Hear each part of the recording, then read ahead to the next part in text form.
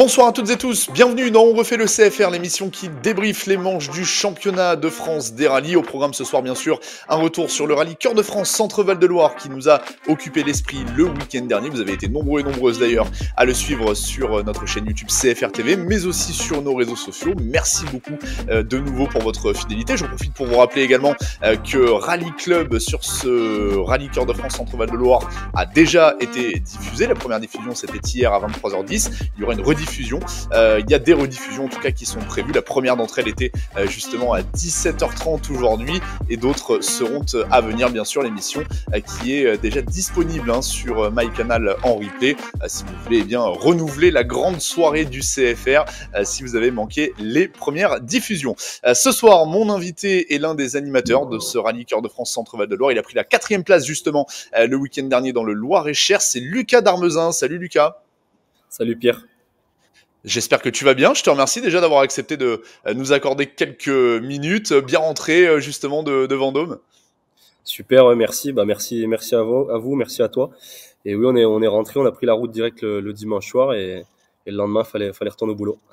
Eh oui, bien sûr, ça c'est les à côté, ce qu'on ne voit pas en tout cas sur le championnat de France des rallyes. On va tout de suite rentrer dans le vif du sujet, Lucas, puisqu'on va reparler bien sûr de tes performances le week-end dernier. On rappelle, tu as signé ton meilleur résultat en carrière sur une manche de championnat de France des rallyes. Tu avais pris la 5e place sur le rallye Vosges-Grand Est, la 4e le week-end dernier. C'est vraiment un bilan très satisfaisant pour toi. On rappelle que c'était seulement ton 3e rallye de championnat de France avec la Citroën C3 Rallye 2. Quel bilan tu en tires? Alors, ouais, on est super content, satisfait de notre course. Ouais, ça fait des bons points quand même dans l'ensemble à l'arrivée. Voilà, l'objectif c'était vraiment de marquer des bons points et puis surtout d'être à l'arrivée du rallye. Voilà, pour l'expérience. C'est vrai qu'on a connu des conditions un peu plus délicates que le Mont Blanc, mais voilà, dans l'ensemble, on est satisfait. On a bien bossé sur la voiture avec l'équipe, on commence un peu à comprendre des choses. C'est vrai que c'était que notre 3e course, donc voilà, l'équipe a été parfaite. Valentin a fait du super boulot, les ouvreurs aussi. Maintenant, il y a plus qu'à bien bosser pour voilà, passer encore des petits steps et continuer à se rapprocher. On sait que le niveau en CFR, il est grandissime et voilà, il va falloir cravacher pour aller chercher ses secondes et ses dixièmes. On rappelle que même si ce sont tes premières expériences avec cette voiture, c'est pas tes premières expériences en Rallye 2. On se rappelle que tu avais pris notamment la 3e place de la finale de la Coupe de France des rallyes l'année dernière. Qu'est-ce qui change justement entre les rallyes que tu avais connus dans différentes montures de cette classe et ces 3 rallyes en CFR justement? C'est vrai que voilà, l'an dernier, on était à bord de l'Apollo. C'était de la Coupe de France. C'était déjà une superbe expérience. Voilà, on s'est régalé, c'était avec Meryl toute la saison. On a tout fait pour se qualifier à la finale à Ambert. D'ailleurs, j'en garde un super souvenir. La finale à Ambert, pour moi, c'est un de mes meilleurs souvenirs en rallye. Et puis, c'est vrai que cette année, c'est quand même différent. On est vraiment dans le grand bain. Cette fois-ci, avec la C3. La C3 est bien différente de l'Apollo et peut-être un peu plus pointue à mon goût. Donc, voilà, il y a certaines choses qu'il faut comprendre différemment par rapport à l'Apollo. Mais dans l'ensemble, super content de pouvoir être au volant d'une Rallye 2. Et puis justement, en parlant de polo, on a remarqué bien sur ces 2 derniers rallyes, j'intègre justement le rallye Mont-Blanc Morzine avec le rallye Cœur de France Centre-Val de Loire, que Pablo Sarrazin, notamment l'un de tes adversaires dans le cadre de la Stellantis Motorsport Rally Cup, était lui aussi justement du voyage avec une voiture de cette classe. Le fait d'être devant lui à la régulière, est-ce que psychologiquement, au vu des échéances de la fin du mois de novembre, ça peut avoir un impact selon toi? Ouais, c'est vrai qu'on bataille bien déjà en Stellantis en Rallye 4 et là on se retrouve donc en Rallye 2 et ouais, c'est cool de pouvoir batailler et de pouvoir être devant. Et oui, forcément, on suivra évidemment cette belle bagarre. Ce sera à la toute fin de la saison. Ça sera évidemment l'un des gros enjeux du rallye du Var. On regardera les classements bien sûr dans quelques minutes en toute fin de cette émission. On va passer à la 2e étape de cette émission, Lucas, avec justement les questions des internautes qui ont été posées sur nos réseaux sociaux. Je vous rappelle que si vous êtes des téléspectateurs assidus de notre émission, à chaque fois que l'on annonce l'invité de l'émission à venir, vous avez la possibilité justement sur Facebook et sur Instagram de poser vos questions à notre ou nos invités. Justement, on en a sélectionné quelques-unes. Lucas, les questions vont s'afficher sur ton écran. Je vais te laisser nous les lire et y apporter bien sûr une réponse ou pas. C'est comme tu le sens, bien sûr, s'il y a des choses que tu ne veux pas dévoiler. C'est parti pour la première question. Selon toi, comment rattraper les dernières secondes au kill manquantes?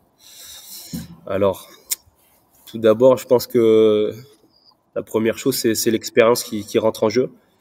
C'est aussi la connaissance du terrain. Et puis, voilà, faut vraiment être à l'aise avec la voiture. Et je pense personnellement, c'est à moi de combler cet écart. Et faut que je travaille sur moi, sur mon pilotage aussi. Ok, tout simplement, en toute humilité. Deuxième question, on parlait tout à l'heure de la finale, justement. La finale d'Ambert, c'était l'un de nos sujets de conversation il y a quelques secondes. Seras-tu à la finale de la Coupe de France des rallyes à Nice? Alors non, je ne le serai pas. C'était quand même dans les tuyaux, mais voilà, on n'a pas réussi à trouver le budget et le finaliser. Donc on va se concentrer vraiment sur le rallye des Cévennes, voilà, où on espère être au départ. Là, tu as conscience qu'avec cette réponse, tu viens de soulager pas mal de pilotes, quand même. Enfin, j'imagine que même si beaucoup de fans auraient adoré te voir, en tout cas sur cette finale, certains se disent « Ok, bon, peut-être un de moins, justement, dans cette belle bagarre. » Troisième question pour toi. Allez-vous faire une saison complète en C3 Rallye 2 l'an prochain avec Valentin? Alors à l'heure d'aujourd'hui, on est incertain. Voilà, je pense que ça va être nos résultats du Rallye du Var en Stellantis qui dépendra de tout ça. Nous, voilà, on est motivés. Il nous reste une manche en Stellantis et on pourra faire les comptes après le rallye. Ouais, on espère que tout va bien s'aligner ce week-end-là et on fera le maximum.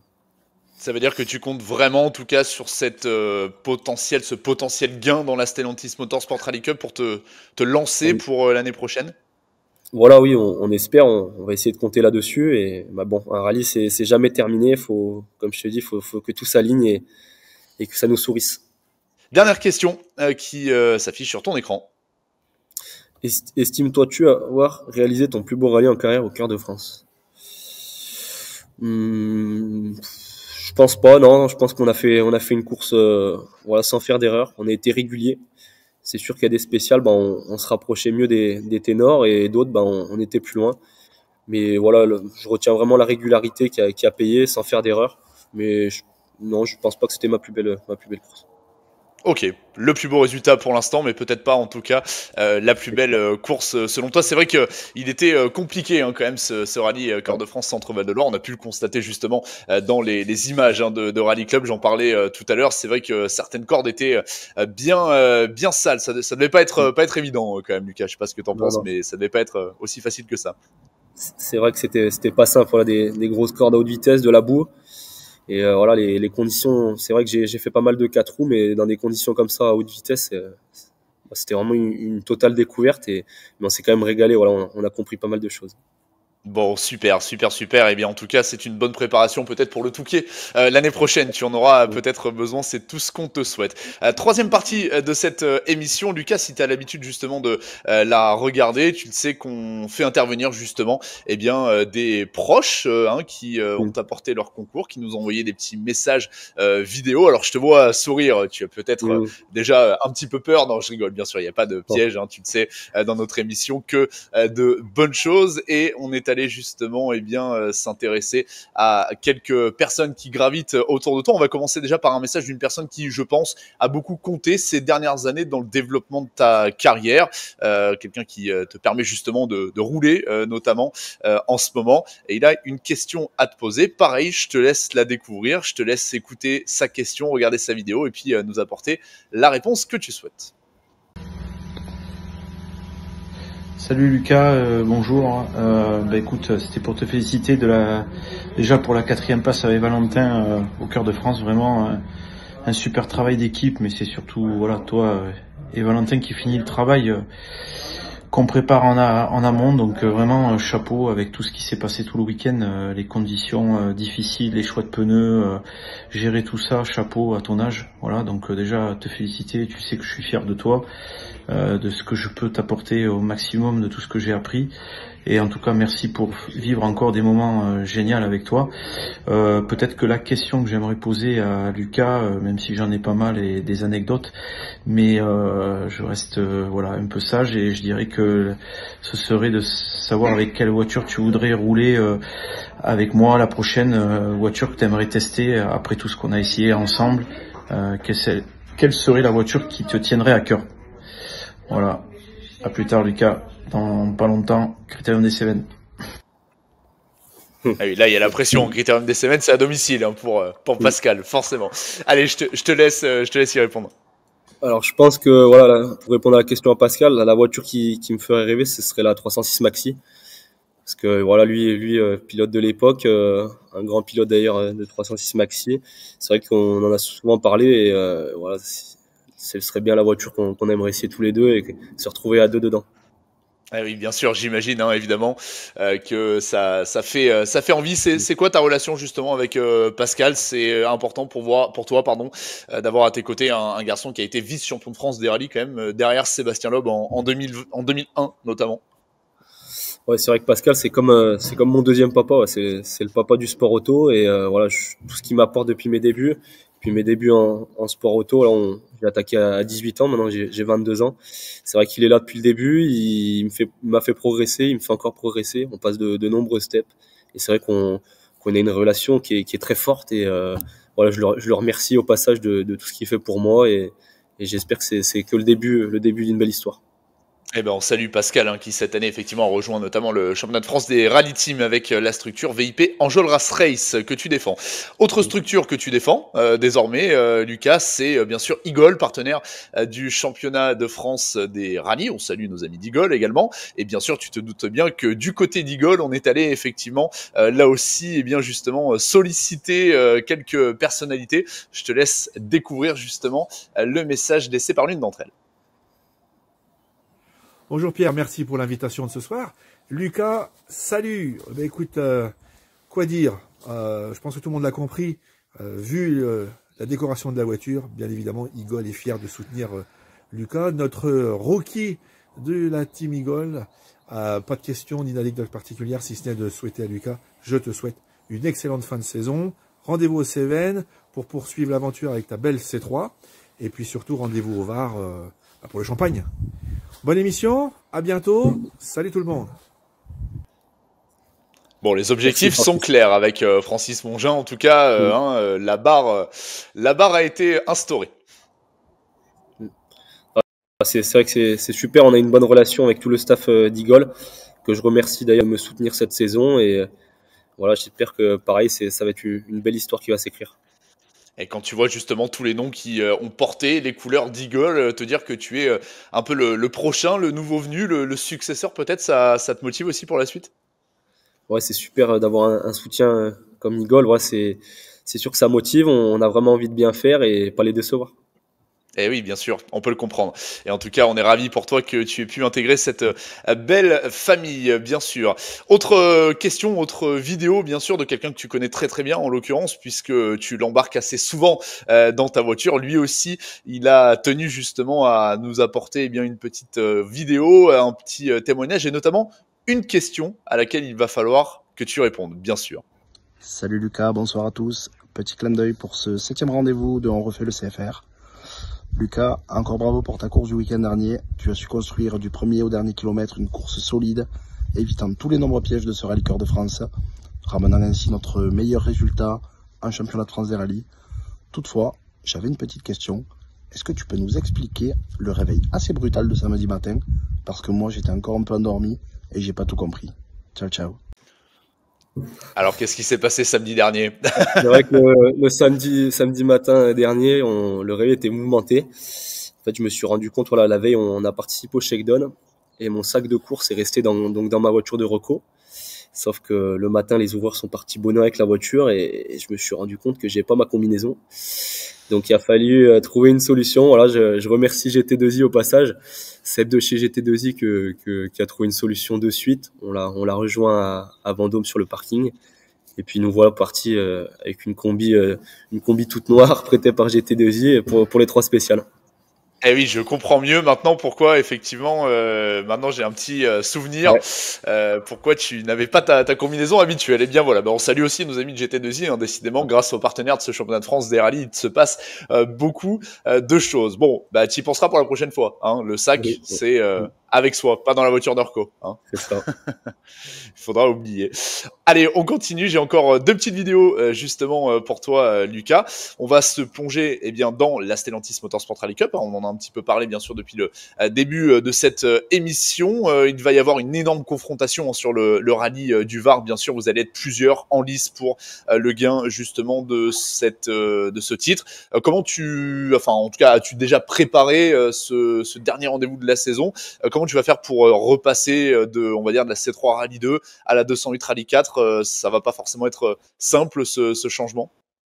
C'est vrai que voilà, on attend, tout le monde attend c'est un rallye que j'affectionne particulièrement. J'ai toujours performé quand même sur les 3 dernières années à Sainte-Maxime. C'est vrai qu'on va essayer de préparer les choses vraiment correctement. Normalement, avant le Var, je ferai deux rallyes de préparation. Donc un petit rallye vers chez moi, le rallye de l'Épine en 208 Rally 4. Et puis le rallye du Fenouillède le week-end d'après vers Perpignan.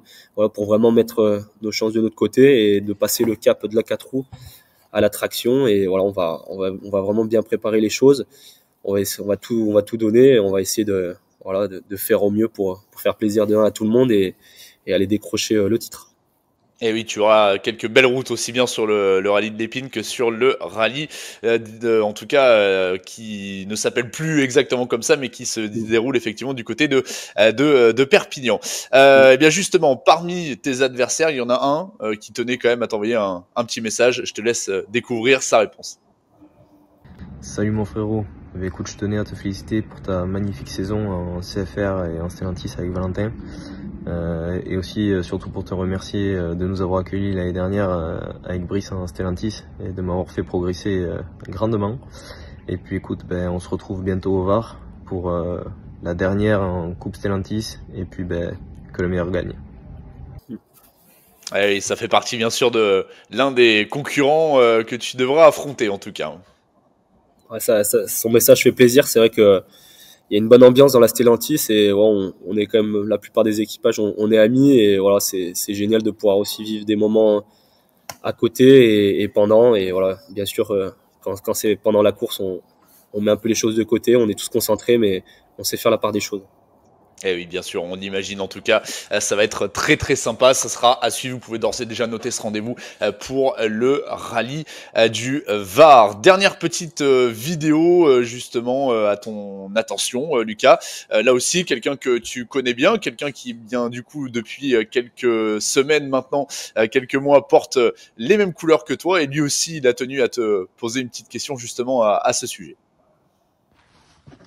Salut Lucas. Alors vraiment bravo pour ton début de saison, enfin début, milieu, presque fin, super saison franchement, un grand bravo, donc ça je voulais te féliciter.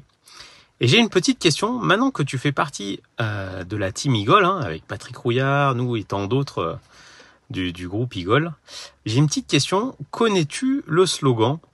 Alors c'est pas un slogan vraiment officiel, c'est un slogan qui traîne dans les paddocks comme on dit, avec Eagle. Si tu peux nous dire la suite, c'est top. Allez, bonne émission. Bon, je sais pas si on dira la suite que Johan imaginait, mais... Avec Eagle, on s'envole. Voilà, exactement, on va dire ça, c'est beau, c'est ouais. Très bien. Et puis on te souhaite en tout cas de pouvoir t'envoler vers les sommets. Blague à part, qu'est-ce que, en tout cas, quelle est ta relation justement avec Johan Bonato? Eh Johan, c'est vrai qu'au Rallye des Vosges, on a fait une séance de test où on était à côté. Et d'ailleurs, je le remercie parce que tout de suite, il a su m'apporter des conseils, même me prêter ses roues parce que voilà, j'avais jamais essayé les nouveaux H31 et c'est le premier à dire je finis mes runs et puis je te file mon jeu et tu peux essayer. Donc non, vraiment une super personne. Un exemple pour tous les jeunes. Je pense que voilà, quand on voit sa carrière et surtout son niveau en CFR, tout ce qu'il a pu faire, les titres, les victoires. Donc voilà, je pense que beaucoup d'entre nous peuvent s'inspirer de Johan. Et oui, bien sûr, hein, quintuple champion de France des rallyes, on le rappelle. Et puis, tu peux aussi en profiter peut-être, pourquoi pas, pour lui piquer sa voiture, maintenant que vous partagez quelques partenaires, bien sûr. On approche de la fin de cette émission. On va en profiter, bien sûr, pour regarder notamment le classement général du rallye Cœur de France Centre-Val de Loire. C'était la 7e manche, rappelons-le, du championnat de France des rallyes. On rappelle que c'est justement une Citroën C3 Rallye 2 qui s'est imposée avec Léo Rossel et Guillaume Mercoiré devant justement Johan Bonato et Benjamin Boulou. Eric Camilly et Thibaut Delay prennent la 3e place de ce classement général. Lucas et Valentin, vous prenez la 4e, on le rappelle. Raphaël Astier et Denis Giraudet notamment la 5e place. Ils remportent le trophée Michelin Premium. D'ailleurs, on a une petite pensée bien sûr pour Tony Cosson et Kevin Millet qui sont sortis assez violemment de la route sur la toute fin du rallye. Belle performance également pour vous justement dans le cadre du trophée Michelin Rallye 2, Lucas, puisque ça vous permet de bien figurer également dans ce classement. On rappelle également la victoire de Ludovic Godard et de Damien Augustin dans le cadre du trophée Alpine Elf Rally, le titre de Pierre et de Martine Rocher, et puis bien sûr la victoire en deux roues motrices de Cédric Robert et de Mathieu Duval. Le prochain rendez-vous, mon cher Lucas, bien ça sera justement le Critérium des Cévennes, comme le disait tout à l'heure Pascal Enjolras. Ça sera pour lui un rendez-vous à domicile. Comment as-tu commencé à préparer ce rallye, si tant est que tu aies déjà attaqué la préparation justement de ce Critérium des Cévennes? Alors oui, on a hâte d'être au Critérium des Cévennes. C'est vrai que Pascal, étant natif d'ici, de là-bas, voilà, il est chez lui, il affectionne les routes. Donc voilà, on a cœur de bien faire aussi. C'est vrai que il me semble qu'on y a déjà été deux fois. Et c'est vrai que c'est un super rallye. Voilà, j'aime bien tout ce qui est serré et qui tourne. Donc voilà, on va attaquer. On a déjà attaqué un petit peu la préparation et on essaiera de donner le meilleur de nous-mêmes pour voilà continuer à combler cet écart entre les ténors du championnat et surtout prendre du plaisir et voilà faire comme depuis le début, penser à être à l'arrivée du rallye et être régulier. Le fait d'avoir à affronter la spéciale la plus longue de ce championnat de France des rallyes, ça te stresse, ça te plaît? Comment tu vas l'aborder cette spéciale notamment? C'est vrai qu'on l'avait déjà fait en version longue de mémoire avec la Rallye 4, passant le col de la Tribal. Et là, elle est encore plus longue, donc non, ça va être du génial. Voilà, la gestion des pneus, la gestion du départ à l'arrivée. Enfin, voilà, ça va être une superbe expérience et j'ai vraiment hâte. Eh oui, plus de 40 km qui seront à parcourir justement dans cette fameuse spéciale. Et évidemment, on en parlera au moment venu. Eh bien écoute, merci Lucas d'avoir été avec nous durant cette émission. Je vous rappelle quelques prochains rendez-vous, notamment que Rally Club est disponible d'ores et déjà via l'application MyCanal avec pas mal de rediffusions qui seront prévues dans les prochains jours. Je vous rappelle également que ce week-end, nous serons en direct de Millau pour la suite du championnat de France des rallyes terres, notamment sur la chaîne YouTube CFR TV, le rallye Terre des Carnabelles qui sera à suivre. Et puis pour ce qui est bien sûr du championnat de France des rallyes asphalte, on se donne rendez-vous du 24 au 26 octobre avec le Critérium des Cévennes. Justement, ça sera l'avant-dernière manche de ce championnat. On se donne rendez-vous également dans On refait le CFR d'ores et déjà pour le prochain rendez-vous le 31 octobre. Ça sera justement l'occasion de débriefer de ce rallye. Écoute Lucas, je te remercie. Je te souhaite une excellente soirée et puis je te dis à très vite. Merci à toi Pierre. Bonne soirée. Salut, merci.